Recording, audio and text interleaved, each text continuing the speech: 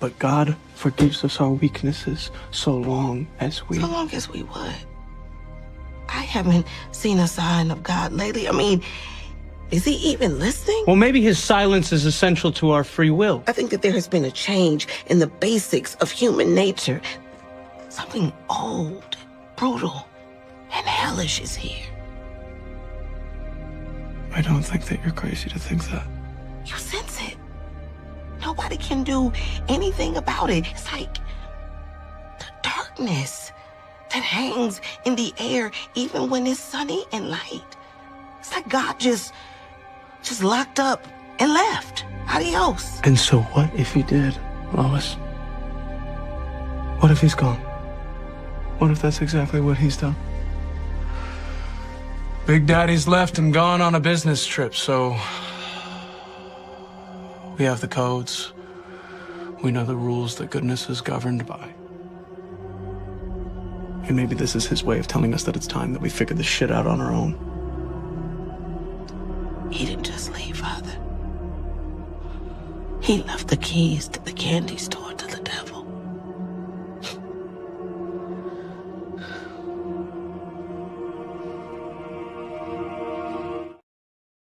Happy heresies and welcome to the desert of the real.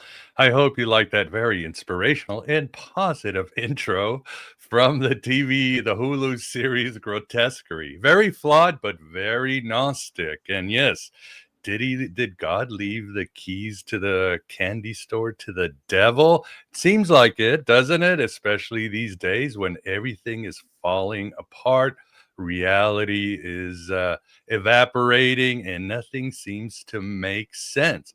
Perhaps we are living in William Burroughs's mythology, which was pretty also very intense. For William Burroughs, who himself was a Gnostic, for him it is that way. There are no, he breaks away from the classical Gnostics, breaks away from Philip K. Dick or Carl Jung and says, nope.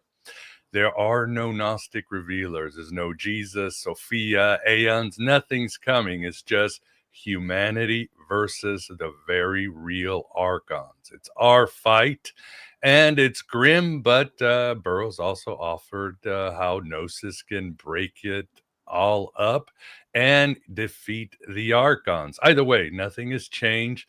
The game is the same. We go inward. We unleash our divine spark. We bring meaning to a dark, mechanistic universe, and we write our own gospel and we live our own myth. We bring color to the world, as the movie Pleasantville tells us to do, another very Gnostic film. My name is Miguel Connor, and I am so glad to see you on this Jupiter day. If you are listening live, and good to see people already in the chat. Always a good crowd. I see Graham there. Hello, Christina, Blue Kachina. I hope everybody is doing well. And in this show, we will come with so many solutions that we need today, and solutions that really work, because I have worked with our guest and I know his healing has helped me out and helps out very fast. And that's what we need today more than ever. And that is JC from Belfast Angel Healing. JC, thanks for coming on the show. Thank you very much for having me, Miguel. And thank you, Vance. It's a pleasure to be with you guys. Yes, I'm getting tongue-tied here. Yes, you did join us for the private Finding Hermes group, which was the engagement was great. The feedback was awesome, and you did share a lot. But today we're going to get a little more conversational, but you will still offer those Philosopher's Stones. And with us, too, we got the Moondog Vance. Vance, how are you doing? Oh, feeling thoughtful this morning. And, I just had an idea. Maybe we are actually the divine sparks who invaded the demons and archons. We're invading them on this planet, because this whole planet and all of what we call humanity, if you take the divine sparks the divine sparks away, it's all demonic. So we're the divine sparks invading the demons and trying to conquer. There you go. There you go. Well, we need some reinforcements or something, because it seems we're getting our asses kicked. And even on the internet, with all the stuff going recently, I see some people going Well, I was agnostic. I don't know if I believe in God, but I'm starting to believe in demons. And by demons, they're trying to do Christian mythology, but they're really playing to the Gnostic side of counterfeit spirit, mind viruses, those things that possess you and take over you. So I think that's where we are today. I would say so too. I know I wanted to do this later, but I'll pull this up. And that is, of course, W.B. Yeats' famous quote, very Gnostic minded, a scholar Mina Cho has told us. And he has this famous The Second Coming that is supposed to be about World War I, but it really is about today. And he famously wrote, turning and turning in the winding gyre. The falcon cannot hear the falconer. Things fall apart. The center cannot hold. Mere anarchy is loosed upon the world. The blood-dimmed tide is loosed and everywhere. The ceremony of innocence is drowned. The best lack all conviction, while the worst are full of passionate intensity. Truer words couldn't have been spoken, especially the last line. Would you agree with this, JC? That is actually one of my favorite poems. And I'm not just biased because I'm Irish and W.B. Yeats is my favorite, but like a lot of people who turn towards magic and mysticism, he's like a gateway drug, but a very respectable gateway drug, not like Mr. Burroughs, who's tremendously likable, but not nearly as respectable. Yeah, very flawed. Well, Yeats was no angel. No, he wasn't. No, he was not. But he was pretty great. Yes, indeed. Yes, indeed. And I think that's where we are today. But we are going to find some solutions and discuss this and so much more. But and as always, for those of you at the chat, if you have any questions for JC, please super chat them. Please support AM Byte in any way you can. Again, if you join the Finding Hermes program, you do get 2 extra shows a month, a Q&A, and then a sort of healing historical show. For example, JC did our last one. I'll be doing one on this very unknown Gnostic group called the Dragon Riders, the Parasites. And and it helps keep the lights of the pleroma on. Well, maybe there's no pleroma, right, Vince? We're just here invading. But whatever it does, it helps grow this red pill cafeteria, whatever the situation or whatever the war we're stuck in. Or support it in any way you can. Again, I can't do it without you. And believe it or not, we need Gnosis and the Gnostic solutions more than ever. But I don't know if people want to change. God knows I don't want to change either. I just want my material shit and to forget the world. But I struggle, and I try to grow, and I try to do the best I can to release light, love, and as much compassion as possible. But this is where we are. Well, JC, let's start with you before we get into, like you said, magic and other issues. Tell the individual about who you are. Fantastic. Thank you. And again, thank you guys for having me on your wonderful podcast. I know we've been chatting since, I think it's been about 8 years all in all, Miguel. So we do go back a fair bit, and it's nice to see it sort of materialize into this. So thanks again. But yes, I come from Northern Ireland, and Ireland is, you're famed for W.B. Yeats, of course, inside of mystical circles, and a litany of sort of giddy things. But the North has a particularly heavier background that I think a lot of Americans would be familiar with. There's a lot of media made about it. And I grew up really ultimately in the aftermath of that. I was born before the Good Friday Agreement. And even as a kid, I knew there was something kind of off, even when my parents were hiding things from me. And I could feel the tension that was in the air, and I could sort of understand the different currents of energies, but particularly violence, particularly danger. I knew whenever it was around. And so I think those were some early implications of a sixth sense, if you will, any sort of inclination towards the third eye or the mystical. But, growing up in the society that followed, the idea of the egregore, before I even knew what it was, came to me in childhood. I was thinking, like, I wonder if there's energy that's actually creating this atmosphere, and it's all coming from people. And I remember that thought actually quite clearly. And I was really quite sensitive to energy from a young age. And that can be a lot of things, I think, for a lot of people. But in my regard, it was particularly metaphysical. And, I grew up in a small place as well. So, you have your quaint American ideas of a small Irish town, and it's Darby O'Dill, and it's John Wayne and the Quiet Yeah. Man, and the Yeah. grass was as green, and all that stuff. It's like, okay, John Ford's been dead for a long time, but the actual thing really on the north, like in Northern Ireland, is it can be more like H.P. Lovecraft. Really? There's a lot of stagnation. There's a lot of heaviness. And if you start to think differently, you're ultimately growing up in an environment that's been two tribes at war with each other for a very long time. So conformity is praised and prized. And if you're stepping out of line there, particularly, if you're me, you're 14, you have a copy of the Silmarillion in one hand and W.B. Yeats's collective works, you're going to stand out like a sore thumb. And I did. And, from the youngest age, I was thinking back coming up to this podcast, it was like, where did the Gnostic impetus in me really begin? And I think it started really young in life. And I think this is probably true for a lot of people. And it was actually really the medium of cinema itself. Mm. So I remember musing even as a kid that the cinematic experience was, while you were in it, distinctly more real than reality. And my mother actually recounted this conversation to me a couple of weeks ago, and it came back to mind before this. And I think it was kind of a natural Gnostic in that sense. I don't know if I would fully define myself as Gnostic, but I think the Gnostic impetus, the Gnostic inclination is intrinsically, it's a part of the human experience. And the image that comes to mind is the Flammarion engraving. So the sort of that we've all seen, sort of piercing through the veil at the edge of it. You would know it if you saw it. Yeah. And it's all ultimately about breaking through. And so I sort of became very involved with film, and that sort of sense of things started to become stronger and stronger as I grew older, which was the idea of, this is not the most real place. That was how I defined it. There's something bigger than this, and it's not just heaven and hell. There's a bit more. Those were the very sort of proto thoughts that I had in childhood.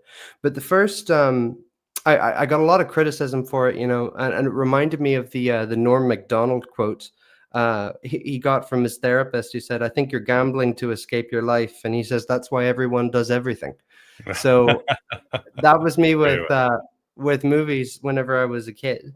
But at the age of 7, the first real, I guess, transfigurative spiritual experience happened. And it was, a lot of them have happened to me kind of unusually. I remember I was in the kitchen where we had a small TV. I had a PlayStation there, and I was playing the PS1 game of the movie Men in Black, which was much darker than the movie. It was more like the comic books, apparently. And all of a sudden, it just started raining silver in the kitchen, like everywhere. And the core of that memory, whenever I look back on it, was that it wasn't a visual thing. In the sense that it was happening directly to the iris, because I remember that parts of it, they fell differently. It wasn't just I was seeing the same thing coming from the eye. It was like different, the same thing happening differently in the same part of the room. Do you get what I mean? Right. And yeah, that happened. And of course, as I got older and I looked back on that moment, and the more I came to know Kabbalah, the more I recognized, it was relational to the Sephirot of Yesod. The age of 7 is just before rational filtering, and they were ultimately sparks. So whenever you talked about, the idea of gathering the sparks, that's a huge part of what I'm doing. And that sort of got me started. I think a lot of it came from childhood, and adolescence in particular was where a lot of the sort of the scarier side of things really did begin to happen. If you want to hear about that, I'm happy to share it. Yeah, please do. Tell us. Basically, I was living in another small town, which is famed for being extraordinarily very somber. And the interesting thing about the house was that it was a new build, as we would call it. You know, it was an old area. Actually, it was a Mesolithic landing spot for the original ancestors whenever they seeded the country. It was that old, but the house was new. And I've recounted this story so many times. I remember I was out with some friends I made, and I came back, and my mother was standing at the door whenever I got back, and she was like, I thought somebody had died. I wasn't sure what had happened, and she couldn't quite articulate the words. But then I noticed that it was awkwardness more than it was, a pending trauma. And she basically forced out the words, "Oh, there's a ghost." And I'm like, "What?" This is, the last thing that you expect to hear coming from your Irish Catholic mummy. And I went up the stairs, and the rest of my family were sleeping in the middle row of the house, and I could hear as clear as day just thump, thump, thump, thump, thump coming from upstairs where there was absolutely nobody else there. It was recounted to me, and everybody loves a good ghost story, but I promise you this has more metaphysical implications than just that.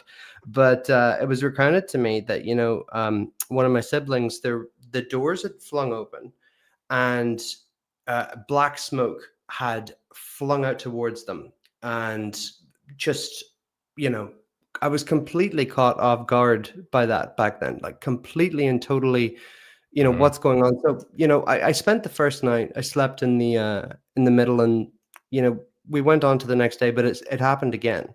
And eventually it began to sort of build and build and build in intensity. And I remember very clearly, I'm 17, and I say one night to kind of goad the thing, I'm like, "Okay, Casper, let's see what you can do," just as it's turning towards nighttime. And the second those words came out of my mouth, a huge thump from above me on the ceiling. And I mean, something audible, physical, would shake dust from a roof. So I knew we were dealing with something particularly serious here. And the thing about this situation, and it's, this was a recurring thing, and it was eventually what pushed me towards magic, because there was always a hesitation there for a very long time. Entranced by mysticism, sure, loved looking at the idea of a secret text. But the more that time went on there, the more that strange things happened. My mother woke up, and she could hear two what sounded like children's voices speaking an indecipherable language in both ears as she progressed to get angrier and angrier and angrier, and she was in sleep paralysis. And you must forgive me, I can't remember the exact chronology here, but I remember walking past her one time and looking back, and I remember seeing two sort of humanoid figures that looked like children without eyelashes or eyebrows. That was the weird, really weird. But it developed that I recognized what I had seen sort of shortly after that, like it was an old photo developing under red light. And so many things happened in that one particular place that even after the time came and we'd left it, I was just enamored by how everything happened. And at the very end of our stay there, of course, I'd gone to a priest whilst it was happening, and I was pretty much laughed out of the church until I'd met a priest who was from sub-Saharan Africa, and then he was more than happy to come over, but wasn't conclusive in what he talked about. But what followed there ultimately was my luck went way, way down. Family luck went way, way down. Everything that you could imagine. One of my family members almost became an anorexic out of like absolutely nowhere. So, the sort of the potency, the seriousness, and the heaviness of this. On one hand, it's like, you look at it and it's like, I wonder if this is, and it's kind of like something that would have been in the entertainment section of a newspaper. It's treated with that degree of discardability. But whenever you're actually dealing with something that is spiritual and malefic in nature, the ramifications can be positively gargantuan. And I wouldn't even say 9 people out of 10. I'd say 99 out of 100 are usually pretty clueless in regards to how to deal with them. And I think with the age that we're in at the moment, I mean, exchanged conversation about UAPs, UFOs, whatever you want to call it, metaphysical stuff, everything, it's just happening. I mean, Miguel, you and I were talking about the Congresswoman Luna's statement about UAPs and how it was just kind of commonplace. But Right. it validated a lot of what I teach and a lot of what I go by. And I just think it's fascinating that we're living in this age.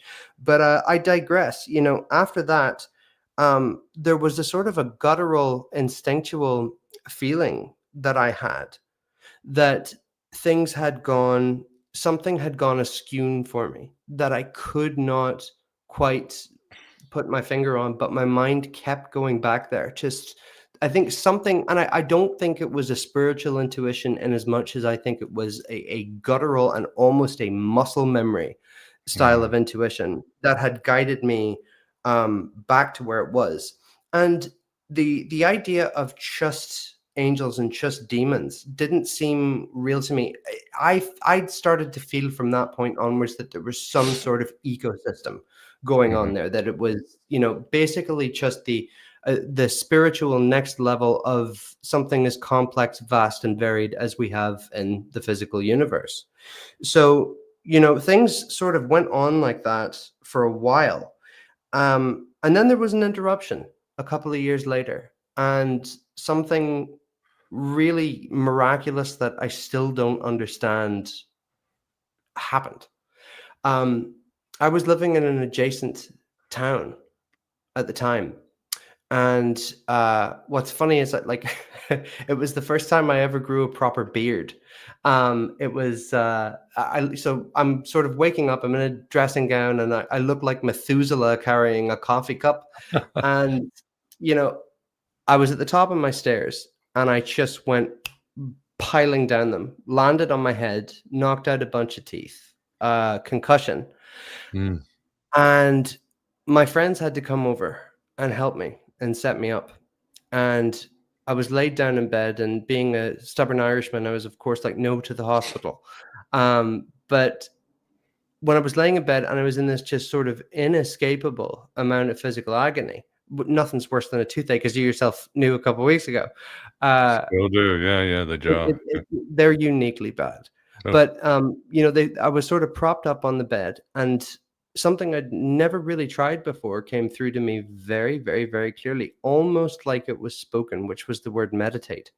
And now I've heard similar different accounts of what I experienced from different people. The most famous of them would be David Lynch and Eckhart Tolle, who both described the same thing, sort of some form of intense suffering that then became plunged into bliss.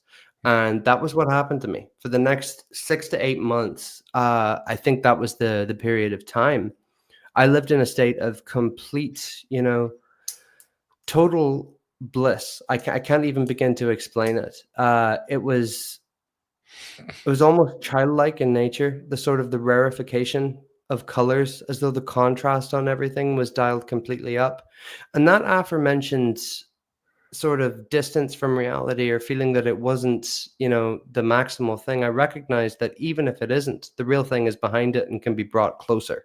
Again, another Gnostic impulse. But this is the time that I truly started to study Gnosticism, because I was at the stage, all of a sudden, having gone from degrees of bad luck and chaos and all that stuff, you know, typical of that age, I suppose, but a bit amplified, into being borderline Buddhic. And I'm not kidding whenever I say that. So this was a period of time where I think pretty much all the best ideas that I've had for the rest of my entire life just started downloading, just started piling themselves through me. And that was the first time I had an image of the tree of life without knowing what it was. And it wasn't until years later that I saw it again in physical form, you know, from a book.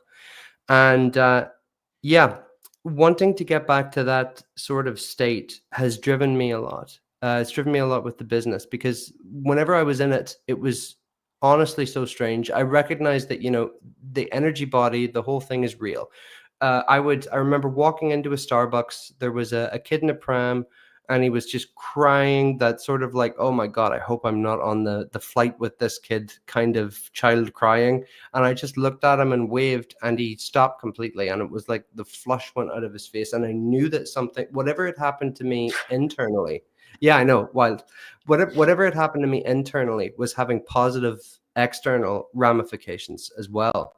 Now, I moved to the US after that. There was a lot of stress. There was a family death. There were a couple of different things that happened. And I had a sort of an allergic reaction to something. And I noticed it did kind of die off after that point. And I think trying to get back to that point is what drove me a lot, and drove me a lot of the time that I spent in America. So I studied philosophy a lot in America. You know, I was effectively big into theosophy, and it just sort of went my way around everything. And it all started at 19. I was a Zen Buddhist at 19, a theosophist at 19, and it sort of moved from there. And it just fit me like a glove. The mystical always kind of has. But I noticed the sort of mounting heaviness that I felt whenever this ended, and some sort of strange disruption that had happened to my energy. Eventually, what I told you about happened to me when I was a teenager. It happened again, and it happened at I think it was about 21. I was living in the US, and I remember that the guy who rented the house before us was Jewish, and he had a mezuzah on the door. And I thought he was a nice guy. I chatted with him, and you know, he took off, and he would come back around to sort of drop off some other things. I can't remember what it was, but I remember I saw him after more stuff had sort of kicked off. And I said, have you ever had anything kind of like weird go on here? Because my mind was immediately going back to, oh, fuck, not this again. It's going to start all over. And it dawned on me in that moment, whenever he said no, that whatever the deal was with the mezuzah, it was stopping anything from getting in.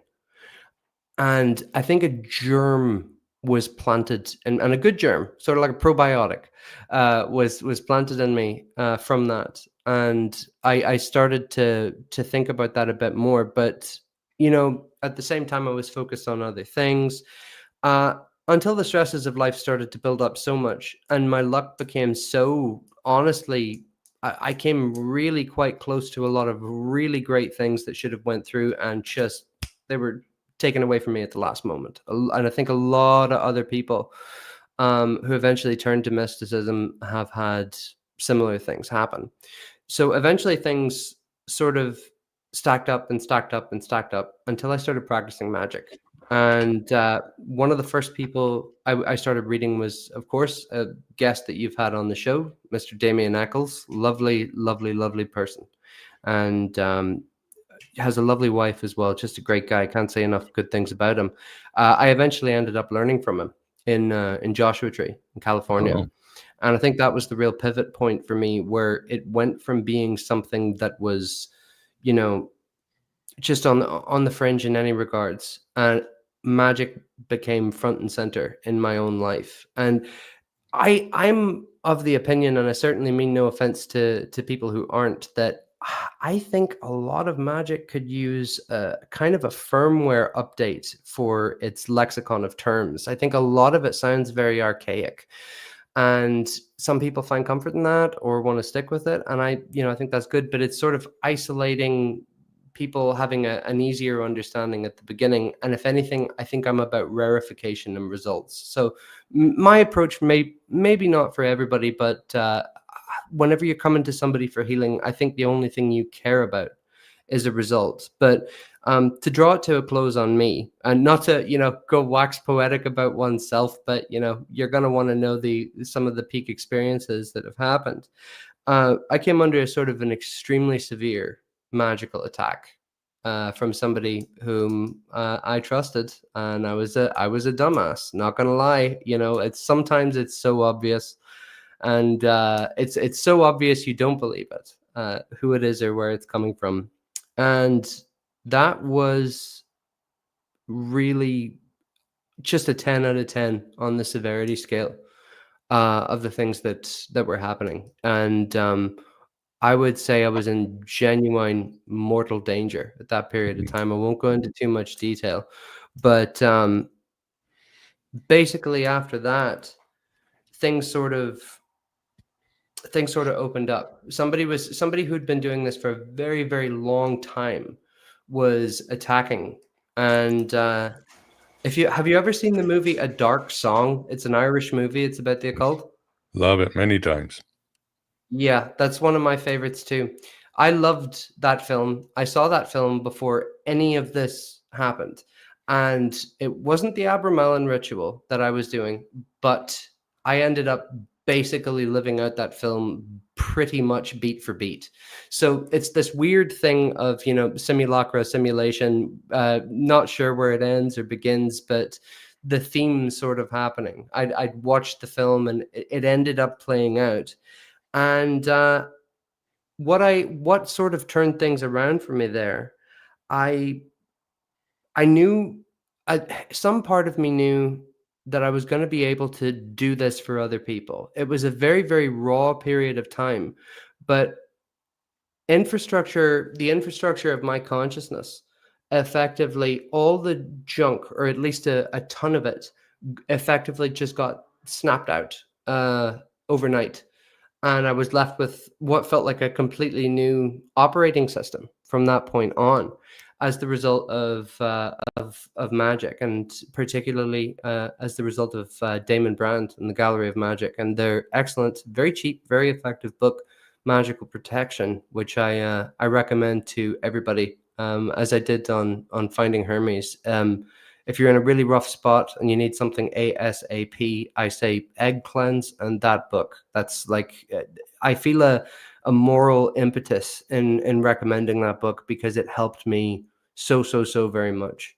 So Great. Can I ask you some other questions, or? Sure. Yeah.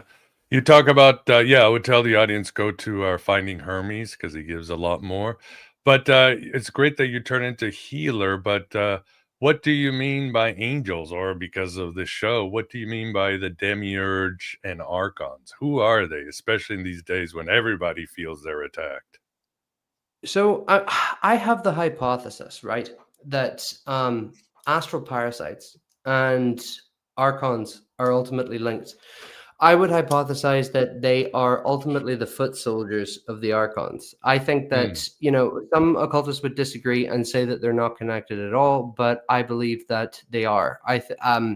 In that, the point I was leading to was that I saw what I effectively believed was an archon at the end of it. I saw something that looked like, I forget the name of the character, but if you've seen Star Wars Episode 3, there is there's one of the characters on one of the planets who just looked humanoid, dark eyes, and it was like that except completely colorless, something that was like a living machine and completely bereft of emotion.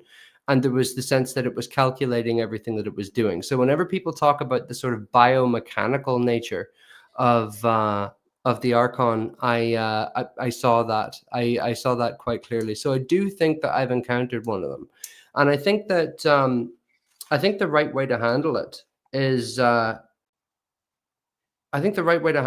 through working on one's own energy. I really truly do. As I said in the other podcast, I think that it's about ultimately rewiring the self, but and making sure that you think more positively, but also just direct energy work, working on the chakras, working on the Sephirot.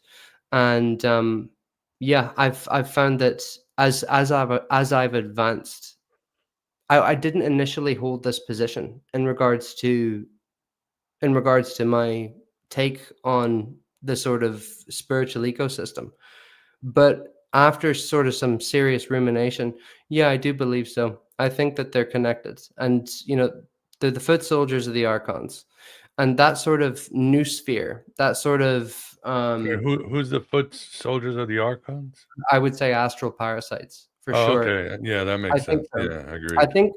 I think there's there's range even in that. I think some are basically, kind of like fish. They're not even intelligent enough to. They're more like sort of biological things. Right. But the more intelligent they get, the more coordinated some sort of attacks have been it's pretty, I think that there's something to it. I think that they're interconnected, and I think that ultimately it's all a major drain on man.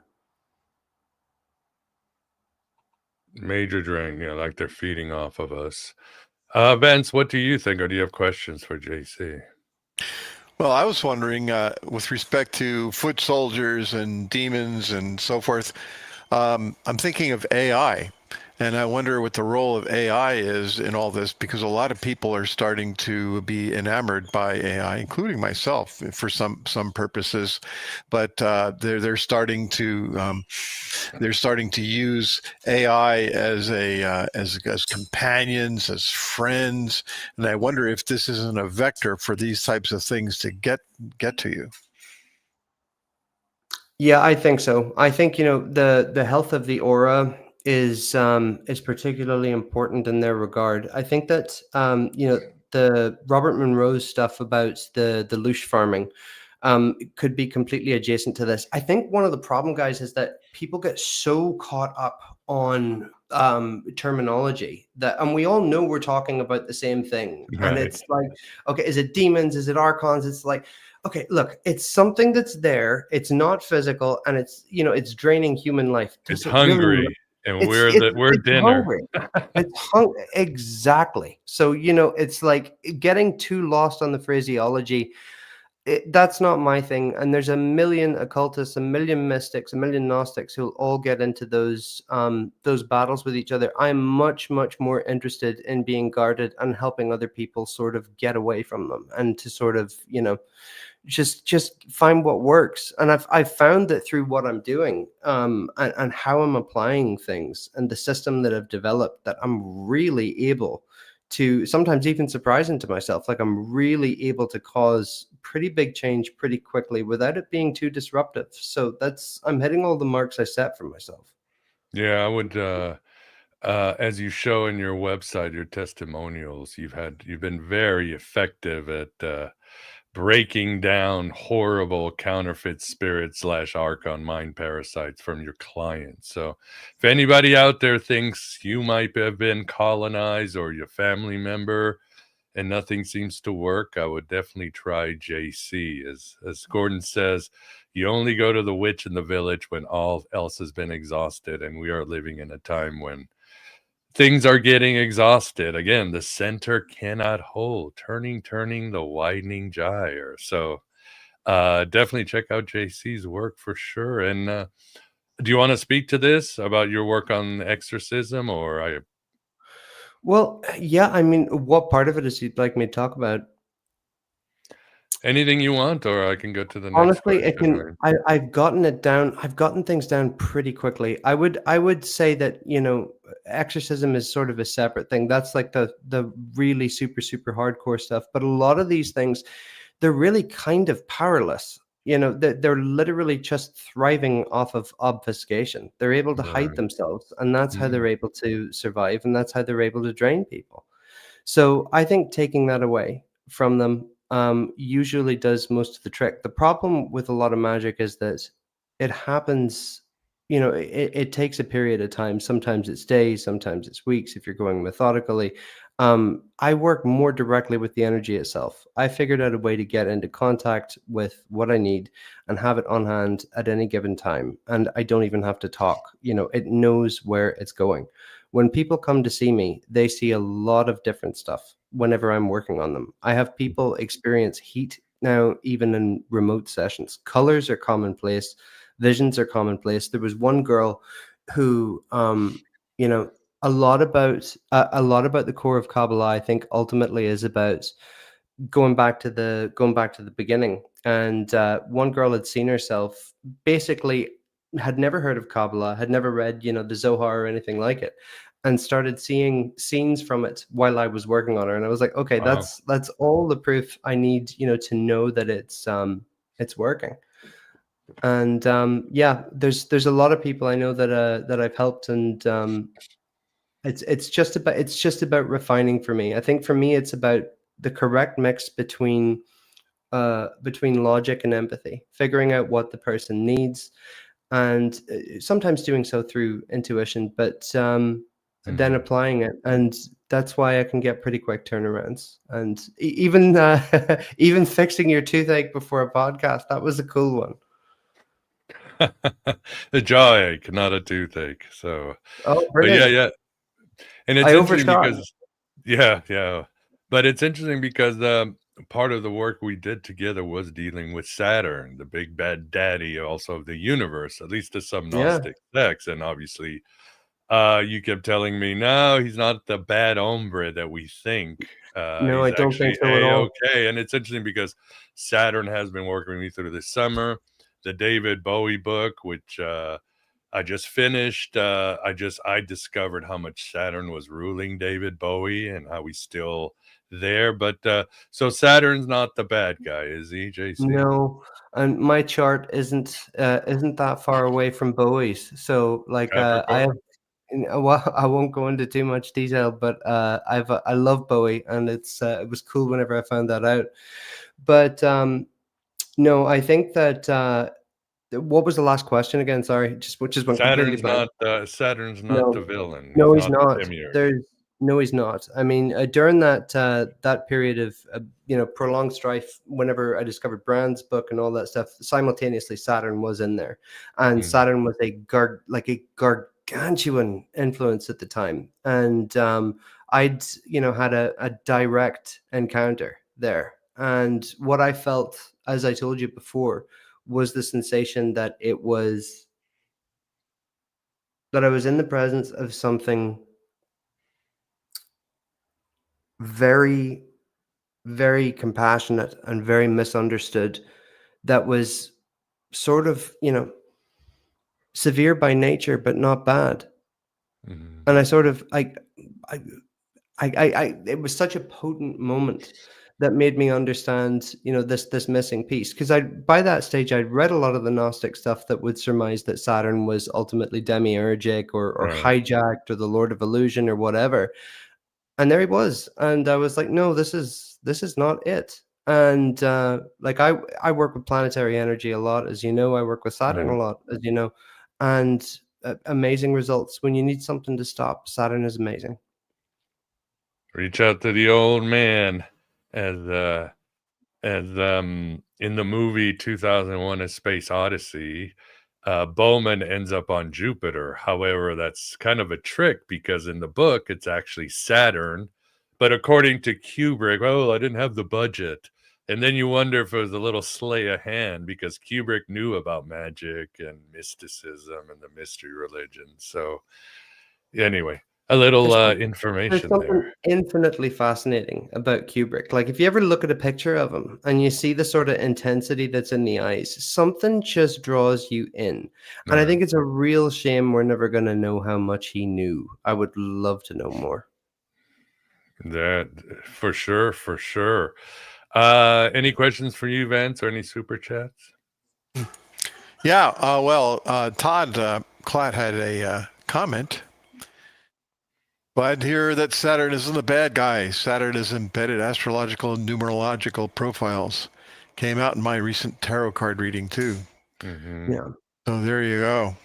Yeah, For that. I would say to Todd, nothing to be afraid of. I think it's more of almost like a societal meme or a stereotype about Saturn's nature. And when you actually begin to work with it, and if Saturn is prevalent in your chart as well, like you begin to recognize that the intrinsic malefic or malevolent thing it's just not the truth. There's diligence, there's order, there's structure, there's these things that a lot of people who come to magic or astrology or whatever are ultimately really craving. And I think that's the people who really, really come to it, who really build a life out of it, or a life with it, or both. And for that, Saturn is perhaps the best ally you can possibly have. Oh, agreed. I mean, with Bowie and Elvis, both Capricorns ruled by Saturn, they were Promethean fire. They were Mercury, just out of control artists.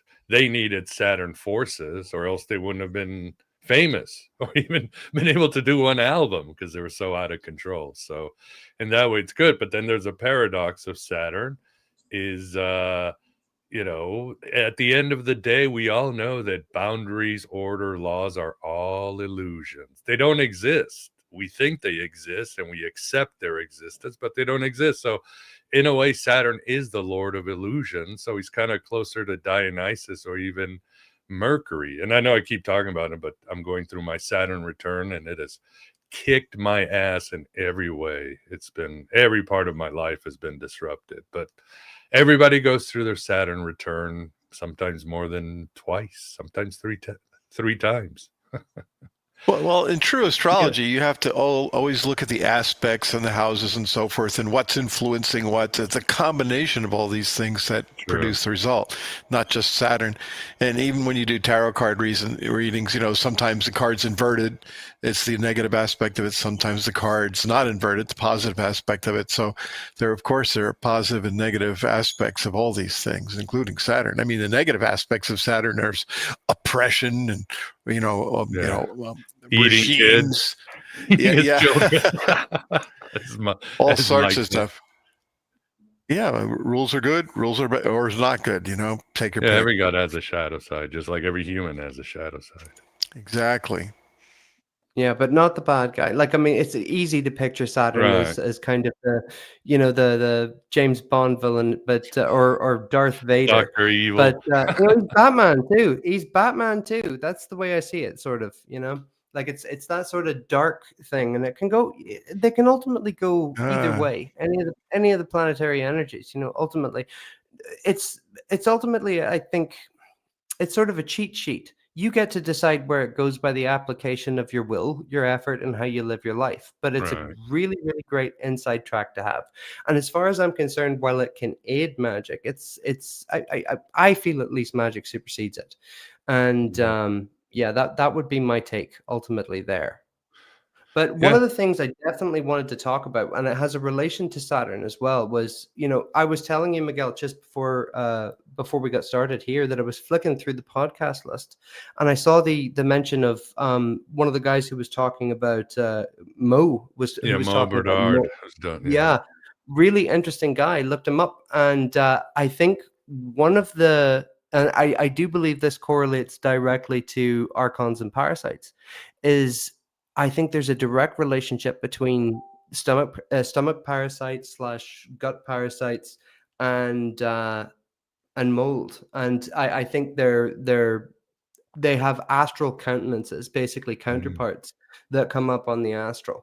The amount of people that I've talked to who've had supernatural experiences of a negative nature that have happened in mold-ridden houses, or people who actually have an internal mold illness, are gargantuan.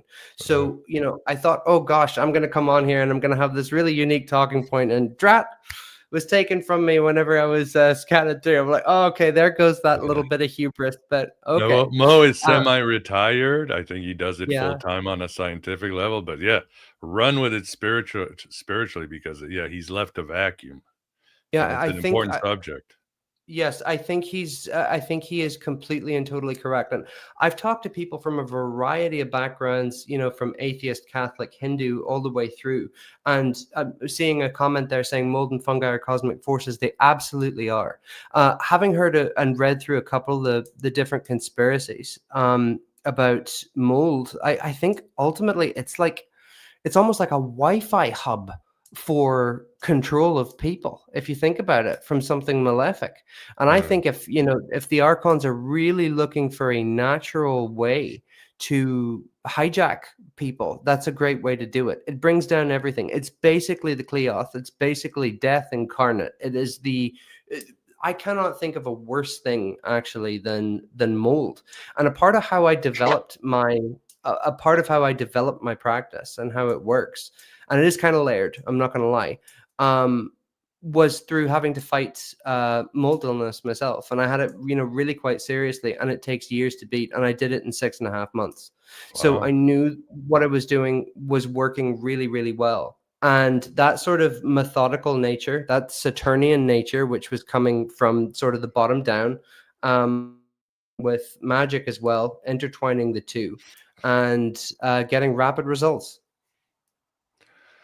Yeah, indeed. And also reminds me of the story we've used here before, which can parallel to the Archon mind parasites of the fungi that get into the ant's head and take over their brain and use them like an apparatus. So it'll go high and shoot out more spores to create more fungi to create a Yeah. giant colony. So that, like the Borg of Star Trek or something like that. Yes. Yeah, it is. It is weird, and one of the things I like, I noticed. I'm a sort of a meticulous note taker. Like whenever people come to see me and they give me their information, like I'll keep a hold of it, and I'll sort of, whenever they come back to me, I'll create a log of how they're getting better and the different places that they're getting better, and the symptoms spiritually are so repetitive for people who have dealt with mold or for people who have dealt with gut parasites. It's ridiculous. People with gut parasites continue picking up astral parasites because the aura is compromised on one level or the other. And yeah, there is what's frustrating about all of this is that it's unseen. But I like to sort of flip it and look at it positively and say, like, that's what's cool about it. I get to figure it out. It's a jigsaw puzzle, and I kind of have to reverse engineer things and figure them out that way. But yeah, no, I've noticed that I've had sort of, with some clients, have had really, really drastic stuff and want just a bit of comfort. And I really, really cannot stand the sort of the holier than thou, the guru type, the the guy with a man bun wearing the fucking, I can't stand that shit. I just can't. To me, that's like, it's that projection of self-image makes you so far removed from what you're actually supposed to be doing as a healer. And the way I like to do it is I sort of meet people at the ground level. If I've been through something similar, if I feel it's appropriate on intuition, I'll share, and I sort of work my way up from there.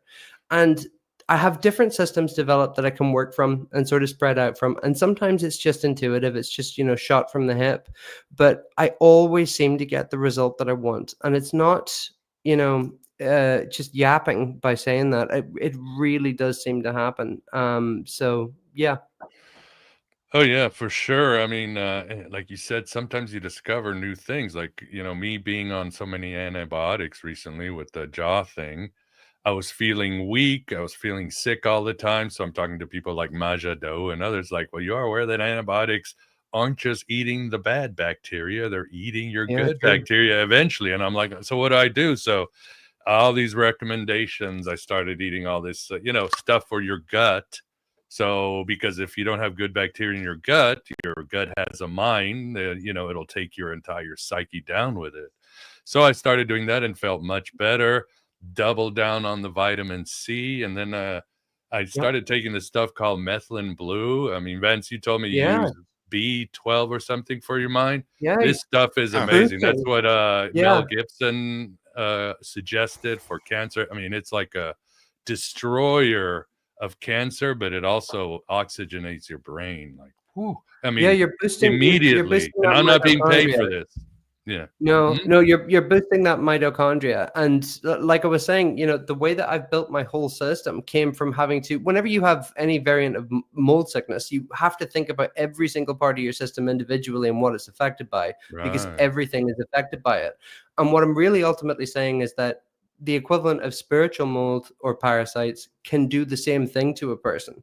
So Mhm. that kind of methodical nature merged with the magic, and I sort of, I know I'm a bit of an overworker, but that's how my system developed. And yeah, I love methylene blue too. Yeah, and it will stain you. Yeah, it will stain everything. You got to be Yes, so it's careful with very June. It is very June. it. Good one, Mike. Love Frank Herbert. Yeah. So you would advise, if for somebody that might be worried about mold, do both the physical bleach cleaning and the spiritual aspect, or what would you advise? I would say that, if you're in a place and it can't be remediated from a physical and from a spiritual perspective, get the heck out of there. Yeah, like a house Because, that's so old and it's been yeah, rain 100%. damage, water damage. Yeah. Yes, totally. And it's fundamentally compromised in that regard. If you're dealing with that, then yeah, just get out of Dodge, because it's not worth it. And you're going to notice sort of luck going downhill. You're going to notice vitality going downhill. If you go see somebody who does acupuncture, you know, whether it's Jing or Shen or Qi or whatever it is, you're going to be start just tanking on all of them, particularly if you have methylation issues such as MTHFR or COMT. And we're getting away from the spiritual stuff now, but like I'm just like I'm methodical, and I just Right. I learned how that worked, so I think it transfers. No, for sure. For sure. What do you think, Vance? Do you have a question, or what say you? Yeah, well, as above, so below, right? Well, you know, I think all this stuff is intertied, because really, you know, I was thinking about all this with the archons and the spirits and the practices and so forth. Really, all of reality is structured space. Everything we are, you know, matter is, energy is, everything, you know, that in the sensory universe is structured space. So why can it be that an egregore is a structured consciousness where we're the cells, right? And so, and again, as above, so below. It's all layered, and that's my impressions on all this. And yeah, It's all the one thing. Yeah, I think that, yeah. you know, this has always been. I had a sort of a big existential crisis about this at like 22, 23, because it was like, well, where's my capital S self if it's all the one thing? But, you know, paradoxes are in play. And I think that's a part of whenever I'm explaining the sort of the psychic, even though I hate that word, and remote viewing, I'm like, you know, all things are the one thing. You're connected to everything around you by definition of the fact that we're all sharing the same existence. We're all in the same universe, and we're all in the one thing happening simultaneously, concurrently. So why wouldn't you be able to do that? Yeah. Yeah, Maybe so we it's are the the basis one. of all this, you know. Yeah. Yeah, it's And such a vast subject.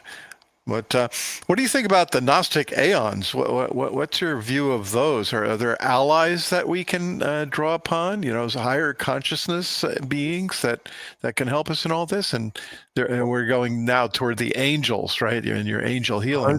100%. Yeah, 100%. I think in regards to, you know, in regards to the angelic, you really want to, and you're looking towards angelic magic, which is pretty much all I do. You want to look towards the 72 angels of the Shemha Mefarash, which are predominantly like external, and with a bit of internal change they can provide too.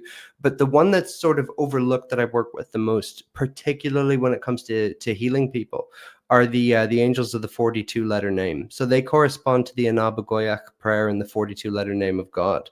And people, it's like people who get started in magic, they want the big stuff first. They don't get that, you know, all the happiness starts from within. Like, how many fucking fortune cookies do you have to crack open to get to the kernel of truth there? Like, really, it's obvious by this point, because inside is outside, you know, like it doesn't take much reflection to get there. But I've worked with them, I think, the most out of pretty much all the angels. And on top of being able to get rid of the nefarious stuff, the sort of the heavy stuff that's, you know, archontic or parasitic or whatever in nature, I like to focus really on the beauty that can sort of be provided there. An angel like Yophiel, who has the ability to really cultivate beauty in the senses and appreciation of food and the arts, and colors start to become more vivid. You're able to appreciate things more clearly. I've never seen a more clear-cut definition of wealth than those things I just described. Like, you know, somebody could have billions, and if they don't have the ability to enjoy where they are, what they're doing, what's any of that worth ultimately? Right. You know? Yeah. So yeah, I mean, I do have my favorites, Vance, whenever it comes to angels, but what's right for one person won't necessarily be right for the other. And some people talk about astrological correlation in regards to what angel you're closer with or not. I think that's honestly overthinking it. That's too much. I've found very little in that regard with the angels I've become extremely close to. And you know, when you start getting results and you start becoming able to see tangible changes in your life, you can't help but develop a fondness for the forces that you're working with. So There's obviously Gnosticism is a kind of a cool hydra. There's a many-headed beast, and a lot of people with a lot of different perspectives. But my perspective is that ultimately the angelic is a real and true way to help people. And some of the changes I've seen in clients, and for sure the changes that I've seen in my own life, I can only testify to them totally. It's about raising consciousness. It's about getting back to that Edenic state. And whenever I see people get there, or even a little inch closer, I'm jubilant about it. Why wouldn't you be? It's really, I can't begin to express how rewarding it actually is when somebody comes to see me and they're dealing with something really heavy or something that I've experienced, and then they leave or different. Like it's kind of like walking through a maternity ward, and it's like, okay, well, there's children being born here. You can view it through the analytical lens, but looking at things through the idea of a bicameral mind, switching off the analytical and just looking at the experience, it's like, this is great when you don't apply words. And it reminds me of that Kierkegaard quote about, how I can't remember it right now, but how flawed words actually are. And if you're able to sort of step back from experience, and you let it speak for itself, you're going to find a lot more profundity than trying to assign its contours and its context by yourself. That's so, yes. Yeah, I have an example. Talking about angels, there are certain human beings in my life that definitely played the role of angels that really, really saved my butt. I can think of at least 4 of them. And it's like they went over and above to, when I was in trouble, when I really was no way out, these particular people, they were like miracles. They were like angels, and I'll never forget them. And, in addition to, experience of my quote unquote spirit guides that have, had the same function. What do you think about that? About people that can angels manifest through people? 100. I think, that's an instance of, you're ultimately, whenever I see that, the lens that I view it through would go more to, I guess, traditional Christianity, the sort of the mercy of people and divine providence, God, or the divine moving through the kindness of others. And I think that's, if you vibrate high, good things are able to work through you. And if you vibrate low, the opposite is the case. But you shouldn't get lost in either sophistry or pedantry about getting started with this stuff if you are genuine in your intentions and you're aiming to be benevolent with what you're doing, because they will come in and they will support you, even if that sort of scrupulosity about, I don't feel my vibration is high enough to start. No, do the work. That's how you get it up. If you don't do it, you're going to stay down there. You're putting the cart before the horse there. And to answer what your commenter said, the name of the angel is Iophiel, Iophiel, listed by an archangel as some, listed as an angel of the 42 by others, but a very trusted angel. So in regards to beauty, that's one of the ones you want. Awesome. Well said indeed, my friend. And but I think the idea of what we're talking about angels, obviously it's not biblical. There's 2 types of angels in the Bible: those who do Yahweh's bidding and those who rebel and destroy humanity.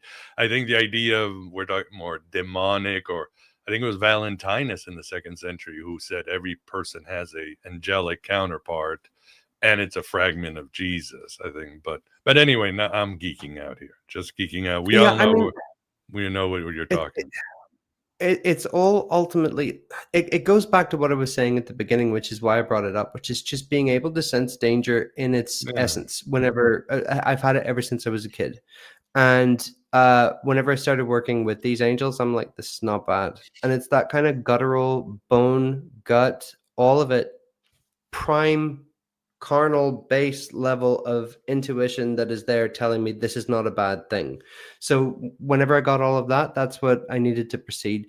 And everything just got stronger and stronger as a result of it. So yeah, being able to have such a speed dial relationship with them now and be able to help other people really quickly is awesome. And I hope I do it for a long time.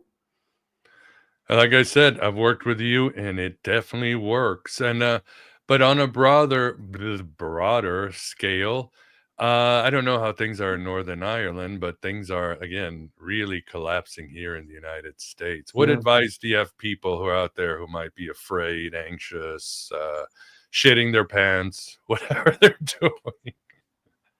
Well, I think the best thing that people can do right now is lower their heart rate. And, you can do that by stepping back from Twitter, stepping back from Facebook, and Yes. recognizing that, there are warring egregores. There's so much going on there in so many different parts of things. And it's an extremely distressing period of time.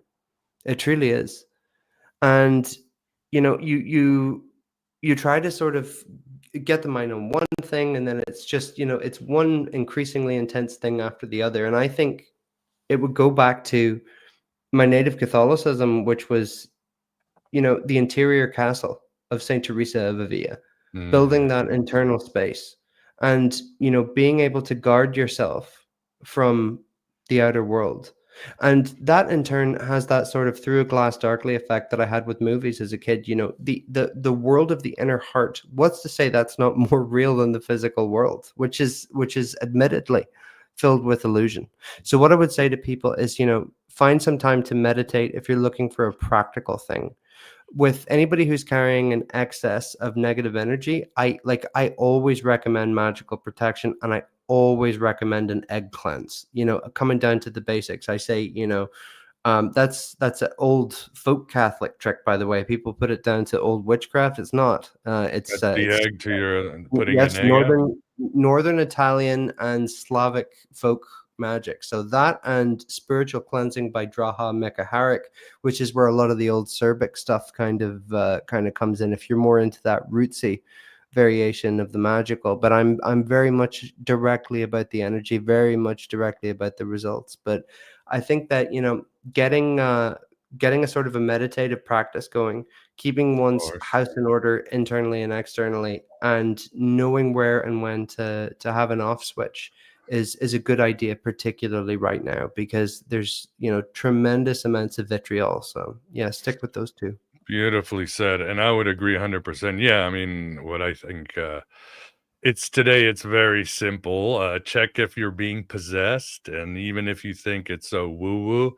you can bring it down to the psychological original Richard Dawkins idea of memes, that propaganda, 100%. advertising, all that can also be an invasion of your mind and remove your agency and put you in the divide and conquer, I must take a side. So even look at this psychologically to see who you are.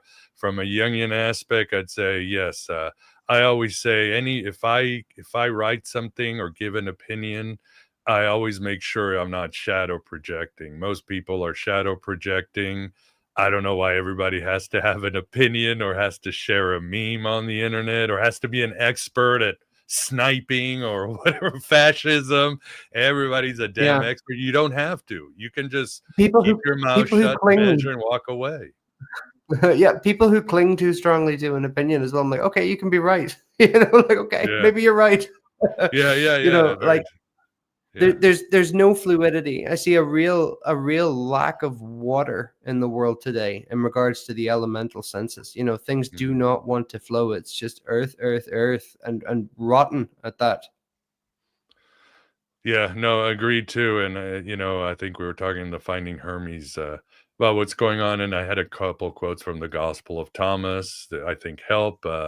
Saying number 6, when Jesus says, "Don't lie and don't do what you hate, because all things are disclosed before heaven. After all, there is nothing hidden that will not be revealed, and there's nothing covered up that will remain undisclosed."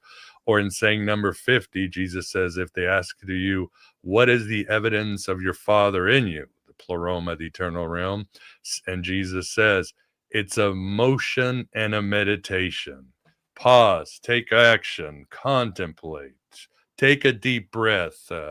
As I love to quote Julian of Norwich, all shall be well, and all shall be well, and all manner of things shall be well. It's a big universe with many dimensions. Social media is not real. None of this is real, but we can make it better. We can express our light, and we can bring meaning. So self-knowledge, it's the same game. Know thyself, go inward. You'll find the solutions. You'll find who you are. You'll dispel the witikos, and you'll see through the divide and conquer and feeding farm that the archons have put before us. For So that's sure. my take. I think that there's those simple little things that, I mean, it does come down to sometimes the simple things, finding little things to be grateful for. It's really that those small chunks, those small things that people can find to be grateful for. If you can sort of dwell within that and build an internal culture, almost like discussing probiotics, build an internal culture of that grows outwards, where you can take satisfaction in things. Like that is one of the best things that you can do for yourself. That whole period of bliss that I had, I recognized that the ultimate emotion, the ultimate like sort of doorway emotion to get there is contentment. Like not struggling for it, not struggling for more. We all kind of know that there is more. We all kind of know that this isn't optimal, but just being able to be grateful for what we have, even if we're in a completely fallen / false / whatever you want to describe it as world, even if we're in that, finding the little things, like honestly, just being grateful for a donut. Yeah. Touching Yeah. some grass. Yeah. Or Yeah. somebody said, what's the saying? Everything you should say should be true, but not all true things should be said. In other words, pause. You don't have to tell everybody. You're just feeding this giant, horrible egregore that social media and the news and all other media have become. You don't. You can just separate from the empire. What about you, Vince? What advice do you have as we get towards the end of this interview? I don't know if I'm in the mood to dole out any advice, but definitely don't lie. Yeah, you know, that impressed me the most. Like, don't lie, especially to yourself, you know, which brings you back to truth, you know, like, as you know, one of my champions is aletheia, which is not only truth, but the ability, you know, the very act of revelation to uncover the lies, to discover them. And that's what we love about mystery, isn't it? To uncover the lies to get to the truth. I would sort of really bring in terms of philosophy, I would really bring Plotinus into the chat, because I think Plotinus's concept of the good has been so critical to me. It's ultimately, you know, what it really says is it doesn't really matter what the ultimate divine principle is, who's God, etc., etc. It's more important that you manifest good. And I think, you know, I'm willing to bet that our ticket out of, you know, this samsara, or whatever you want to call it, is just cultivating goodness, gratitude, and virtue. And I think if we can do that, and we can do it for other people, I don't want to sound like a pious boomer hippie, but it's kind of true. I agree. Plotinus, one of my favorites, definitely. Yep. The ultimate mystic there. Indeed, Yes, indeed. I mean, All good advice. Well, as we get to the end, I have your website, Belfast Angel Healing, in the show notes. Tell the audience about your website and how they can work with you, or book a session, or get on a call, or yeah, basically, you just go to the website and the form is there. You give me a degree of information, however much you want to share or however much you don't. Honestly, either way is fine. But sometimes I feel if you want the more methodical approach, the more you share about yourself, the more I can help you. And I read everything. So yeah, go on there and feel free to jump into the booking form, and I'll be more than happy to take you for a remote session. Happy to do so. awesome. And for the audience, where is it? I'm going to pull it up here real quick. So you see it, but it is belfasthealing.com. And you'll check it out. And you do services. It seems you've got quite a few services. I mean, is it one service, or do you do separate ones? I see No, I can do a Reiki couple and hypnotherapy and other stuff. Yeah. Yeah, I mean, I'm using Reiki honestly as a one size fits all to explain energy work because it works best locally. But yeah, I cover a multitude of different things. I can do can do divination as well, but really, I Oh, think to be cards. completely honest, I really do recommend the healing before anything else, because if you're carrying sort of baggage, anything from ancestral to whatever, I can get it off you pretty quickly. Yeah, and I think Christina said you do NLP too. Are you there? Ooh, bad signal. Oh, okay. Yeah, no, you do NLP too, right? Are we losing you? Are we losing you? Well, I'm glad if the Archons are going to strike, they struck at the end of the interview. The Are you mold! seriously? The mold got him. Remember the movie The JC, you're there, Blob, right? Moondog? That was scary. Oh, the Bob. Yeah, it was Steve Yeah. McQueen. Yeah. That was, God, that terrified me as a kid. Uh-oh. Yeah, The mold I got guess him. The blob got him. he has ascended. Yeah, or his magical shoes are making him dance to bring up Irish caricatures. Uh, So, well, awesome. Well, hopefully he'll jump back in so we can say goodbye. I'm glad he made it yeah. this far, but so I'll say goodbye to you, Vance. Thanks for keeping us going. Oh, that's wonderful. You know, always love to hear about all this stuff. Yeah, there is a solution. You don't have to suffer. I hate the suffering that people are going to today. I don't care where you're Yeah. politics or whatever. The pain is not. I want you to be better. I want everybody to be the best version of themselves so they can be useful to others and useful to the planet, because everybody has a potential. Everybody has a mission. So, Yep. Get but rid of the here we hate. are. Yeah, for sure. Awesome. Well, we are at the end. Really appreciate the support and you guys being in the chat on Monday. Very excited. We will have Dr. Sid Ropp to discuss a new book she has. Well, we will discuss what in the Dickens is the pleroma. So we'll find that on Monday and other good shows coming up. And yeah, appreciate everybody being here. And I shall say, I hope you have a good rest of your Jupiter day and a rest and a good weekend. So that's it. Take care, everybody. Thank you.